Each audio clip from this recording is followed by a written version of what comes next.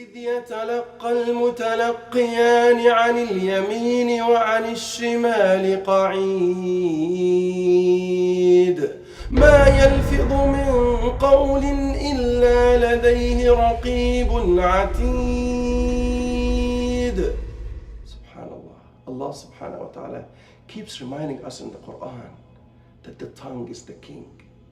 Any utterance that comes out of our mouth, there are two angels here waiting for anything that comes out of your mouth, and it's recorded either here as a good deed or either there as a bad deed. So we want to keep the one on the right hand side busy all the time so that we can accumulate many hasanat. So when the payday come on the day of judgment, we'll find lots of rewards, lots of good deeds that will take us to Jannah, inshallah. Ameen.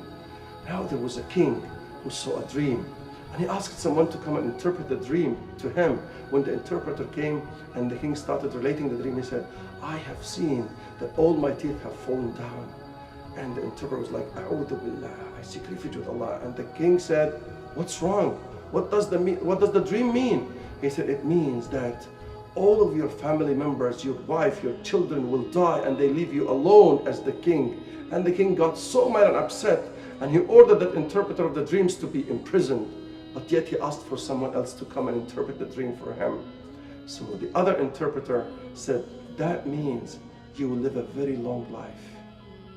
You will be the longest one amongst the members of your family to live, and you will be the king till the end of your life. Allahu Akbar. The king was so happy with him, and he gave him gifts. Now, is there a difference between the content of the interpretation of the dream between the first interpreter and the second one? No. It was how the message was delivered. How do we use our tongue?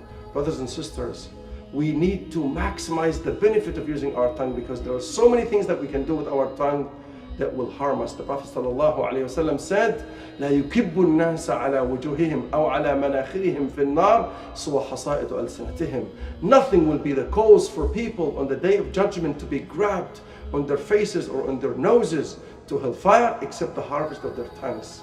And we want to make sure that we will see a good harvest, inshallah, on the day of judgment, so we can use our tongue to recite the Quran, to stand in front of Allah subhanahu wa ta'ala during the night and establish the night prayers, to give good advice to people, to do dhikr of Allah subhanahu wa ta'ala day and night.